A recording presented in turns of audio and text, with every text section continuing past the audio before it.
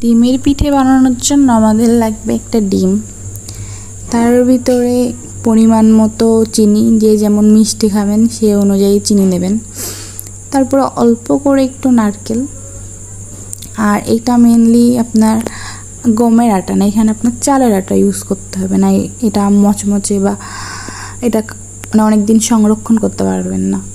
তারপরে যেভাবে রুটির আটা খামির করে অমন আটা খামির করে, যেমন আমরা নর্মালি রুটি বানাই, কিন্তু যেমন রুটি বানাই ওর থেকে একটু মোটা করে রুটিটা বানিয়ে নিতে হবে। একটু মোটা করে রুটিটা বেলে তারপরে আপনারা মানে যেভাবে ইচ্ছা নিজের মন মতো ইচ্ছা মতো এরপর ডিজাইন করতে পারবেন। আমি এমনি নর্মালি এটা বরফি আকারে কেটে নিছি, কারণ এটা ডিজাইন করতে এখন মন চাইতেছিল না, জাস্ট বরফি আকারে এটা কেটে নিছি। বরফিগুলো কেটে নেওয়ার পরে কড়াইতে তেল গরম করতে দিতে হবে। তেলটা বেশি গরম করা যাবে না, ঠান্ডা থাকা অবস্থায় দিতে হবে। বেশি গরম করলে আবার আপনার এটা মানে হবে না, পুড়ে যাবে। আর এগুলো এক হাতে ছাড়া যাবে না, এইভাবে একটা একটা করে কড়াইয়ের ভিতর দিতে হবে।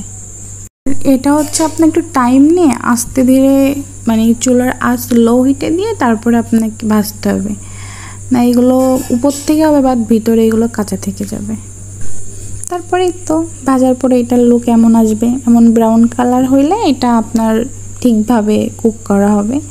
তো ভাজার পরে এটার লুক আসবে এমন।